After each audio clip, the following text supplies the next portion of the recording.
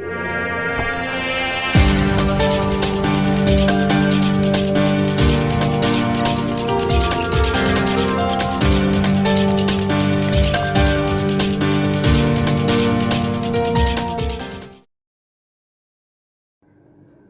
Friends, అందరికీ నమస్కారం. నేను మీ శ్రీనాథ్ రెడ్డి మిట్టపల్లి. ఇవాళ తారీఖు వచ్చి అక్టోబర్ 31, 2020 సంవత్సరం. ఇవాళ ముఖ్యాంశాలకు వచ్చినట్టయితే కువైట్కి సంబంధించిన మినిస్ట్రీ ఆఫ్ ఇంటీరియర్ అంటే ఈ పోలీస్ శాఖ వాళ్ళు అయితే చెప్పడం జరిగింది. కువైట్లోని పబ్లిక్ రోడ్లపైన అయితే కనుక ఈ ఎలక్ట్రిక్ స్కూటర్స్ ఏవైతే ఉంటాయో వాటిని అయితే కనుక అనుమతించట్లేదు. ఈ మధ్యలో ఏంటంటే కువైట్లో ఎక్కువగా ఈ ఇండ్ల దగ్గరలో కానీ అలాగే చిన్న చిన్న రోడ్లలో కానీ అలాగే మెయిన్ రోడ్లు కూడా వచ్చేస్తున్నారు కొంతమంది యువకులు అయితే కనుక. ఎలక్ట్రిక్ స్కూటర్స్ అంటే మీకు తెలుసు కదా, 2 వీల్స్ మాత్రమే ఉంటాయి, వాటిపై నిలబడి మన పిల్లలు వెళ్తుంటారు. సో ఇలాంటివి అయితే ఇంకా ఎక్కువగా వాడుతున్నారు. అది రోడ్డుపైకి రావడంతో ట్రాఫిక్ ఇబ్బంది ఏర్పడుతుంది, అలాగే కొన్ని ప్రమాదాలు కూడా జరిగేటువంటి అవకాశం ఉంది. కాబట్టి ప్రస్తుతానికి అయితే కువైట్లో వాటిని రోడ్లపైకి రావడానికి అయితే నిషేధించడం జరిగింది. ఒకవేళ అలాగే ఎవరైనా సరే వచ్చినట్టయితే వాళ్ళపైన తగిన చర్యలు తీసుకుంటామని చెప్పేసి వాళ్ళు చెప్పడం జరిగింది. సౌదీలోని మక్కాలో ఉన్నటువంటి ఈ గ్రాండ్ మాస్క్ ఏదైతే ఉందో అంటే మసీద్ ఏదైతే ఉందో దాని మెయిన్ గేట్ని అయితే కనుక ఒక సౌదీకి సంబంధించిన ఒక పౌరుడు ఒక కారుతోటి వేగంగా వెళ్ళి ఢీకొనడం జరిగింది. సో అక్కడ ఉన్నటువంటి ఆ సెక్యూరిటీ సిబ్బంది ఎవరైతే ఉంటారో అతన్ని అరెస్ట్ చేయడం జరిగింది. అయితే వాళ్ళు అతన్ని అదుపులోకి తీసుకునే సమయంలో ఇతను అసాధారణ స్థితిలో ఉన్నట్టయితే వాళ్ళు గుర్తించడం జరిగింది. అంటే బహుశా ఇతను ఏదైనా మాదక ద్రవ్యాలు తీసుకొని ఆ విధంగా చేసి ఉండొచ్చు. సో దానికి సంబంధించిన ఒక వీడియో కూడా మీకు డిస్ప్లేలో ఉంది, కావాలంటే చూడండి.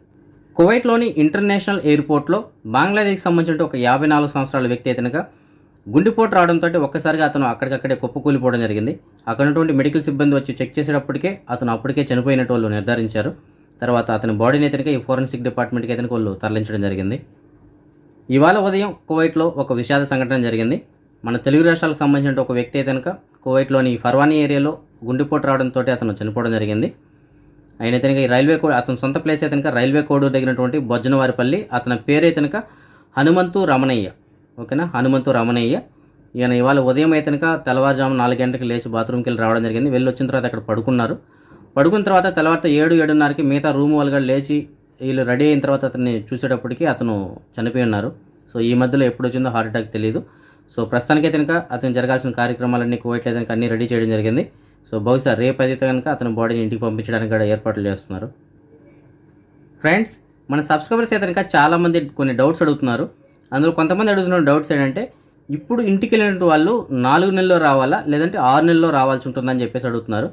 ఫ్రెండ్స్, ఇప్పటి వరకు కువైట్ గవర్నమెంట్ ఉన్నటువంటి కానూన్ ప్రకారం అయితే ఇంటికి వెళ్ళినట్టు వాళ్ళు 6 నెలల లోపే తిరిగి రావాల్సి ఉంటుంది. 4 నెలలు అయితే ఇంకా అది బిల్ అయితే పాస్ కాలేదు.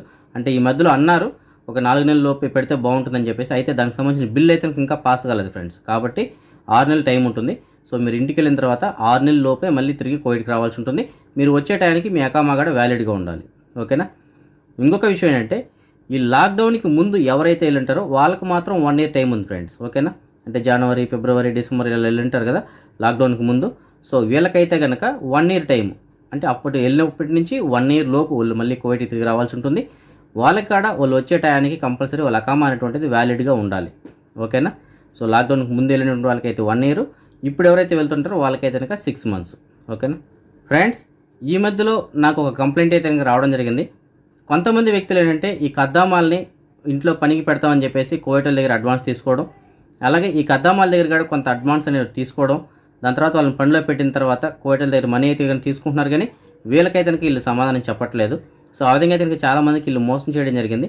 సో దానికి సంబంధించిన పూర్తి వివరాలు అయితే కనుక మీకు నేను రేపటి వీడియోలో చెప్తాను. సో దీన్ని కొంతమంది అయితే మనకు కంప్లైంట్ ఇచ్చారు, వాళ్ళని అయితే నేను క్లియర్గా డీటెయిల్స్ అడగడం జరిగింది. వాళ్ళు రేపు చెప్తామని చెప్పారు. సో డీటెయిల్స్ వచ్చిన తర్వాత చెప్తాను నేను. ఓకేనా. ఫ్రెండ్స్, మన సబ్స్క్రైబర్ ఒక అతను ఫర్వానీ ఏరియాలో ఒక బొటిక్ షాప్ ఒకటి పెట్టడం జరిగింది. ఆ షాప్ పేరు ఏదైనా దివ్యశ్రీ బొటిక్ అనేసి ఉంటుంది. ఇందులో ఏంటంటే ఆడవాళ్ళకి సంబంధించిన అన్ని వస్తువులు దొరుకుతాయి. అంటే మన భారతదేశానికి సంబంధించిన వస్తువులన్నీ దొరుకుతాయి. అంటే శారీస్ కావచ్చు, డ్రెస్సులు కావచ్చు, అలాగే ఈ రోల్డ్ గోల్డ్ ఐటమ్స్ ఉంటాయి కదా, అంటే 1 gram ప్లేటెడ్ గోల్డ్ ఐటమ్స్ ఉంటాయి కదా, సో అవి ఉంటాయి. నెక్స్ట్ వచ్చి అన్ని A to Z అనమాట. సో మన ఇండియాకి సంబంధించిన లేడీస్కి సంబంధించిన ఐటమ్స్ అయితే కనుక అన్నీ ఉంటాయి. వీళ్ళు డోర్ డెలివరీ కూడా ఇవ్వడం జరుగుతుంది. అంటే ఫర్వానీ ఏరియాలో అయితే కనుక ఫ్రీ డోర్ డెలివరీ ఉంటుంది. అంటే దగ్గర ప్రాంతంలో అయితే కనుక, ఒకవేళ దూరంగా ఉన్నట్టు కనుక అది తక్కువ ఛార్జెస్ తోటి వాళ్ళకి డోర్ డెలివరీ కూడా ఇవ్వడం జరుగుతుంది. మీకు ఏదైనా కావాలనుకుంటే మీరు ఆన్లైన్లో కూడా వీళ్ళకి ఆర్డర్ ఇవ్వచ్చు. వీళ్ళ ఫోన్ నెంబర్ అది మీకు డిస్ప్లేలో ఇస్తాను నేను. ఓకేనా. దానికి సంబంధించిన ఒక వీడియో కూడా ఉంది, మీకు డిస్ప్లేలో వీడియో ఇస్తాను చూడండి. మీకు ఏదైనా వస్తువులు కావాలనుకుంటే ఆ నెంబర్కి డైరెక్ట్గా మీరు కాల్ చేసి ఆర్డర్ పెట్టి తెప్పించుకోవచ్చు. ఓకేనా.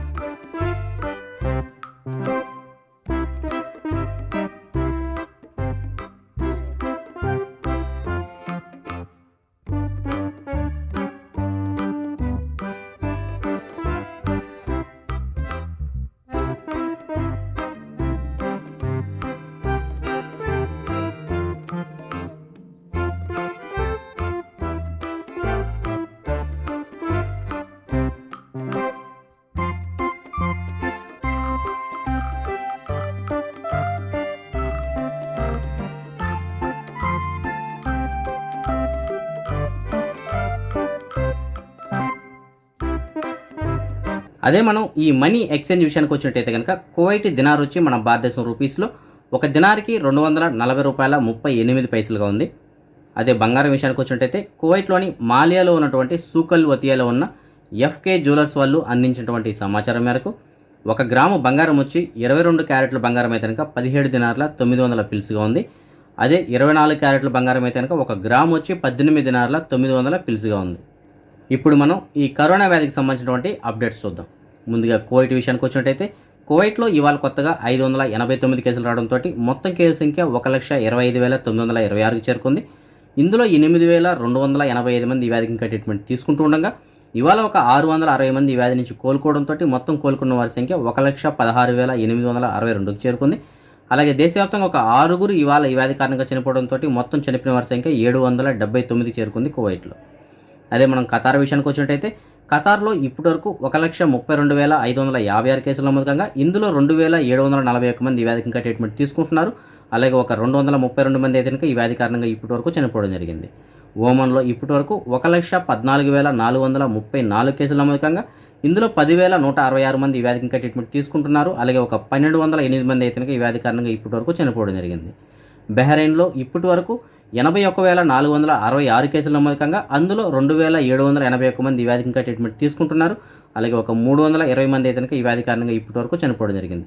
సౌదీ అరేబియాలో ఇప్పటివరకు 3,47,782 కేసులు నమోదు కాగా ఇందులో 8,038 మంది ఈ వ్యాధికి ఇంకా ట్రీట్మెంట్ తీసుకుంటున్నారు. అలాగే ఒక 5,402 మంది అయితే ఈ వ్యాధి కారణంగా ఇప్పటివరకు చనిపోవడం జరిగింది. యుఏఈ యునైటెడ్ అరబ్ ఎమిరేట్స్లో ఇప్పటివరకు 1,32,629 కేసులు నమోదు కాగా ఇందులో 3,232 మంది ఈ వ్యాధికి ఇంకా ట్రీట్మెంట్ తీసుకుంటున్నారు. అలాగే ఒక 495 మంది అయితే కనుక ఈ వ్యాధి కారణంగా ఇప్పటివరకు చనిపోవడం జరిగింది.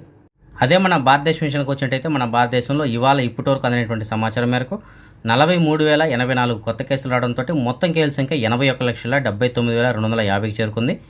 ఇందులో 5,71,419 మంది ఈ వ్యాధికి ఇంకా ట్రీట్మెంట్ తీసుకుంటూ ఉండగా ఇవాళ ఒక 53,426 మంది ఈ వ్యాధి నుంచి కోలుకోవడంతో మొత్తం కోలుకున్న వారి సంఖ్య 74,84,337కి చేరుకుంది.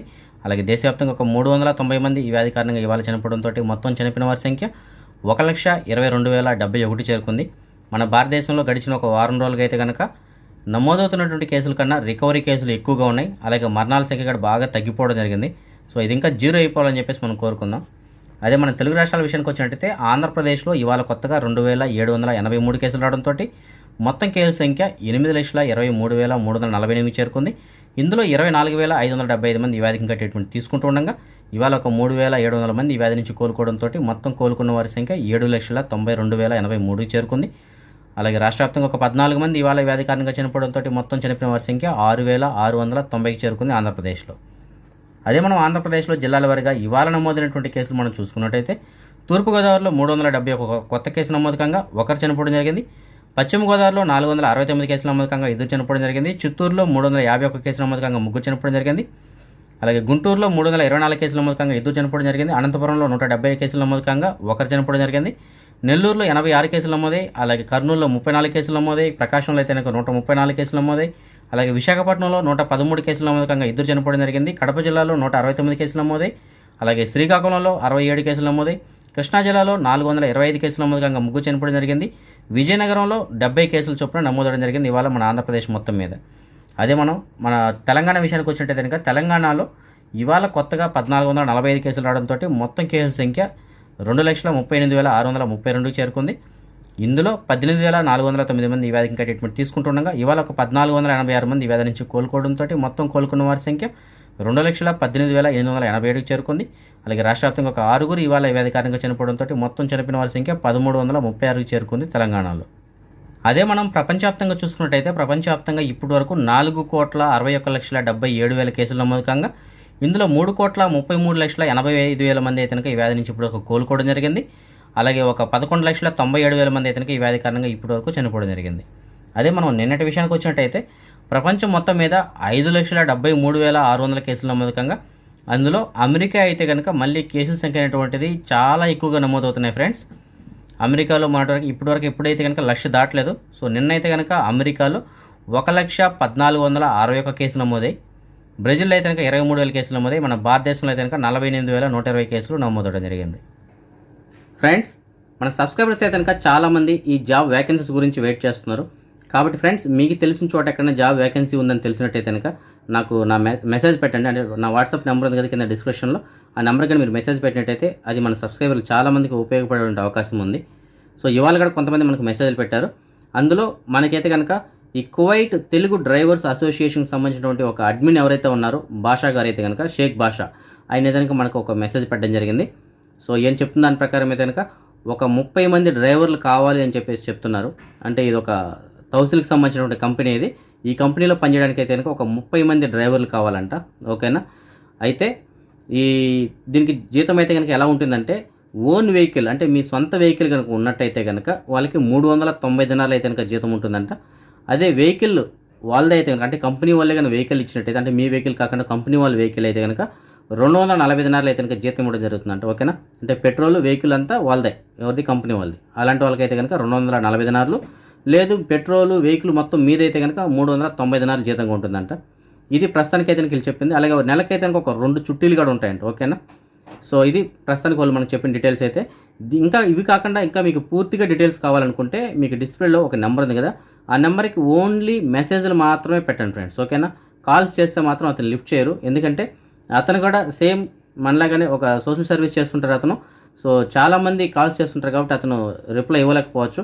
కాబట్టి ఓన్లీ వాట్సాప్ మెసేజ్లు మాత్రమే పెట్టండి. అతను తప్పకుండా మీకు రిప్లై అయితే కనుక ఇస్తారు. ఎందుకంటే ఇతను ఆల్రెడీ చాలామంది డ్రైవర్లకి అయితే ఇతను హెల్ప్ చేయడం జరిగింది. ఇతని దగ్గర గ్రూప్ కూడా ఉంది, డ్రైవర్కి సంబంధించిన గ్రూపు. సో ఇతను చాలామంది ఎవరైనా జాబ్ వేకెన్సీ కావాలనుకుంటే ఇతను కాంటాక్ట్ చేసి ఇతను జాబులు ఇప్పిస్తున్నారు ఆల్రెడీ. సో ఇప్పుడు ఇవేంటంటే చాలా ఎక్కువ మంది కావాలి కాబట్టి మనల్ని కూడా ఏమైనా చెప్పడం జరిగింది. సో మనకు తెలిసిన వాళ్ళు కూడా ఎవరైనా ఉంటే కొద్దిగా హెల్ప్ అవుతుందని చెప్పేసి. కాబట్టి ఈ 30 మంది డ్రైవర్లు అయితే కావాలని చెప్తున్నారు. మళ్ళీ చెప్తున్నాను, 30 మంది డ్రైవర్లు కావాలి. ఓన్ వెహికల్ అయితే కనుక 390 దినాలు జీతము, అలాగే వెహికల్ మంది కాకుండా కంపెనీ వాళ్ళది అయితే కనుక 240 దినాలు జీతం ఉంటుంది. ఓకేనా? అలాగే నెలకి 2 చుట్టీలు ఉంటాయి. దీనికి సంబంధించిన పూర్తి వివరాలకి అయితే కనుక ఆ నెంబర్కి ఓన్లీ వాట్సాప్ మెసేజ్లు మాత్రమే పెట్టండి ఫ్రెండ్స్. ఓకేనా? ఇంకొక సబ్స్క్రైబర్ మనకు మెసేజ్ పెట్టడం జరిగింది. ఒక ఇంట్లో పనిచేయడానికి అయితే కనుక డ్రైవర్ కావాలి అని చెప్పేసి మెసేజ్ పెట్టారు. అయితే ఏరియా పేరు అయితే మనకేం చెప్పలేదు. జీతం అయితే కనుక 150 దినాలుగా ఉంటుందంట. దీనికి సంబంధించిన పూర్తి వివరాల కోసం అయితే మీకు డిస్ప్లేలో ఒక నెంబర్ ఉంది కదా, ఆ నెంబర్ కాల్ చేసి పూర్తి వివరాలు కనుక్కొని వెళ్ళగలరు. ఇంకొక సబ్స్క్రైబర్ మనకు మెసేజ్ పెట్టడం జరిగింది. యాక్చువల్లీ వీళ్ళకి ఒక సూపర్ మార్కెట్ ఉంది సిటీలో. అయితే వీళ్ళది ఒక మజ్రా కూడా ఉందంట.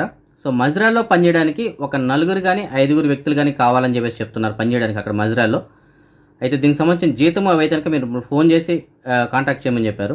కాబట్టి దీనికి సంబంధించిన పూర్తి వివరాల కోసం అయితే కనుక మీకు డిస్ప్లేలో ఒక నెంబర్ ఉంది కదా, ఆ నెంబర్ కాల్ చేసి కనుక్కొని వెళ్ళగలరు. ఇంకొక సబ్స్క్రైబర్ మనకి జహరాలోని సాద్ అల్ అబ్దుల్లా ఈ ఏరియా నుంచి మెసేజ్ పెట్టడం జరిగింది. ఒక ఇంట్లో పనిచేయడానికి అయితే కనుక ఖద్దామా కావాలని చెప్తున్నారు. జీతం అయితే కనుక 200 దినాలుగా ఉంటుందంట. ఓకేనా? ఆల్రెడీ ఇంట్లో ఒక ఆవిడ పనిచేస్తున్నారు, ఆవిడ సాఫర్ వెళ్ళడం జరిగింది. ఇప్పుడు ప్రస్తుతానికి అయితే రాలేకపోవడంతో మనిషి కావాలని చెప్తున్నారు. సో దీనికి సంబంధించిన మీకు పూర్తి వివరాలు కావాలనుకుంటే మీకు డిస్ప్లేలో ఒక నెంబర్ ఉంది కదా, ఆ నెంబర్ కాల్ చేసి కనుక్కొని వెళ్ళగలరు. ఇంకొక సబ్స్క్రైబర్ మనకి జహరాలోని తైమా ఏరియా నుంచి మెసేజ్ పెట్టడం జరిగింది. ఒక ఇంట్లో పనిచేయడానికి అయితే కనుక ఖద్దామా కావాలంట. ఓకేనా? అయితే ఖద్దామాకి 2 ఆప్షన్లు ఇవ్వడం జరిగింది వాళ్ళు. అయితే పార్ట్ టైం అయినా పర్లేదు, ఫుల్ టైం అయినా పర్లేదు అంటున్నారు. అంటే తెల్లవారితో వెళ్ళి సాయంత్రం వరకు పని చేసుకుని వచ్చేస్తామన్నా సరే, లేదు కంటిన్యూగా అక్కడే ఉంటామన్నా సరే ఓకే. ఓకేనా? ఆ 2 విధాలుగా అయితే కనుక ఆప్షన్ ఇవ్వడం జరిగింది. జీతం అవి అయితే కనుక ఫోన్ చేసి మాట్లాడుకోమని చెప్పారు. అయితే దీనికి సంబంధించిన పూర్తి వివరాల కోసం అయితే మీకు డిస్ప్లేలో ఒక నెంబర్ ఉంది కదా, ఆ నెంబర్ ఏంటంటే కువైటీ అతనిది. ఓకేనా? మన అక్కడ ఉండేటువంటి వాళ్ళది కాదు, అది కువైటీ అతనిది. కాబట్టి ఎవరికైతే ఇంట్రెస్ట్ ఉంటుందో వాళ్ళు మాత్రమే కాల్ చేయండి ఫ్రెండ్స్. ఓకేనా? ఓన్లీ డీటెయిల్స్ కనుక్కోవడం కోసం మాత్రం చేయకండి. సో మేము పూర్తిగా ఇంట్రెస్ట్ ఉంది మేము వెళ్ళడానికి అనుకున్న వాళ్ళు మాత్రమే కాల్ చేయండి. ఓకేనా? ఇంకొక సబ్స్క్రైబర్ మనకి మెసేజ్ పెట్టడం జరిగింది, కొన్ని జాబ్ వేకెన్సీస్ ఉన్నాయని చెప్పేసి. యాక్చువల్లీ ఇతను ఆల్రెడీ మన సబ్స్క్రైబర్లకి అయితే చాలా మందికి ఇతను జాబ్లు ఇప్పించడం జరిగింది. సో ఇవాళ కూడా మనకు మెసేజ్ పెట్టారు. ఒక దగ్గర ఒక 30 జాబ్ వేకెన్సీలు అయితే ఉన్నాయని చెప్తున్నారు. అందులో కొన్ని జాబ్ వేకెన్సీలు అయితే మీకు చెప్తాను చూడండి. కువైట్లోని ఈ ఫ్రైడే మార్కెట్ అంటే సూకుల్ జుమ్మా ఉంది కదా, దాంట్లో పనిచేయడానికి అయితే కనుక అంటే క్లీనింగ్ పనికి అనమాట. ఓకేనా? ఒక 7 మగవాళ్ళు కావాలని చెప్తున్నారు. ఓన్లీ క్లీనింగ్ మాత్రమే ఫ్రెండ్స్. 7 మగవాళ్ళు కావాలంట. అయితే వీళ్ళకి అకామం ఉన్నా సరే లేకపోయినా సరే పర్లేదని చెప్పేసి చెప్తున్నారు. జీతం అయితే కనుక ఒక 150 దినాలుగా ఉంటుందంట. రూమ్ కూడా వాళ్ళే అరేంజ్ చేస్తారు, ఫుడ్ మాత్రం మనమే చేసుకోవాల్సి ఉంటుంది. ఓకేనా? దీనికి సంబంధించినటువంటి పూర్తి వివరాల కోసం అయితే మీకు డిస్ప్లేలో ఒక నెంబర్ ఉంది కదా, ఆ నెంబర్ కాల్ చేసి కనుక్కొని వెళ్ళగలరు. ఒకవేళ ఫోన్ లిఫ్ట్ చేయకపోతే మెసేజ్ అయినా పెట్టండి, మీకు రిప్లై ఇస్తారు. ఓకేనా? ఇదే సబ్స్క్రైబర్ మనకి ఇంకా కొన్ని జాబ్లు అయితే చెప్పడం జరిగింది. ఎయిర్పోర్ట్కి దగ్గరలో ఉన్నటువంటి ఒక టైలరింగ్ కంపెనీలో ఈ క్లీనింగ్ పనికి అయితే కనుక ఒక 20 మంది వ్యక్తులు కావాలని చెప్తున్నారు. అది మగవాళ్ళు మాత్రమే కావాలి ఫ్రెండ్స్. ఓకేనా? మగవాళ్ళు మాత్రమే కావాలి, ఓన్లీ క్లీనింగ్ కోసం మాత్రమే. అది ఎయిర్పోర్ట్ దగ్గర ఉన్నటువంటి ఒక టైలరింగ్ కంపెనీలో. అయితే జీతం అయితే కనుక ఒక 150 దినాలుగా ఉంటుందంట. అకామా మాత్రం కంపల్సరీ ఉండాలంట ఫ్రెండ్స్. అది సూన్ అయినా పర్లేదు, ఖాదీమైనా పర్లేదు, అకామా ఉండాలంట. వీళ్ళు రూమ్ అయితే కనుక అరేంజ్ చేయరు, కాకపోతే పికపింగ్ డ్రాపింగ్ అయితే కనుక వీళ్ళు చేస్తారంట. అది కూడా ఖైతాన్ కానీ లేదంటే ఫర్వానీ ఏరియా, ఈ ఏరియాలో కనుక ఉన్నట్టయితే వాళ్ళే వెహికల్ వచ్చి తీసుకెళ్ళి మళ్ళీ మిమ్మల్ని డ్రాప్ చేయడం జరుగుతుంది. ఓకేనా. జీతం అయితే కనుక 150 దినాలు ఉంటుంది ఫ్రెండ్స్. దీనికి సంబంధించినటువంటి పూర్తి వివరాల కోసం అయితే కనుక మీకు డిస్ప్లేలో ఒక నెంబర్ ఉంది కదా, ఆ నెంబర్కి కాల్ చేసి కనుక్కొని వెళ్ళగలరు. ఒకవేళ మీకు కాల్ కానీ లిఫ్ట్ చేయకపోతే అతను మెసేజ్ అయినా పెట్టండి, తర్వాత మీకు రిప్లై ఇస్తారు. ఓకేనా. ఇవాళ మన సబ్స్క్రైబర్స్ యొక్క కొంతమంది పిల్లలు పుట్టినరోజు జరుపుకుంటున్నారు. అందులో పులి భవదీర్ అనేటువంటి అబ్బాయి 10వ సంవత్సరం పుట్టినరోజు జరుపుకోవడం జరుగుతుంది. అలాగే కరిష్మా అనేటువంటి అమ్మాయి కూడా ఇవాళ పుట్టినరోజు జరుపుకుంటుంది.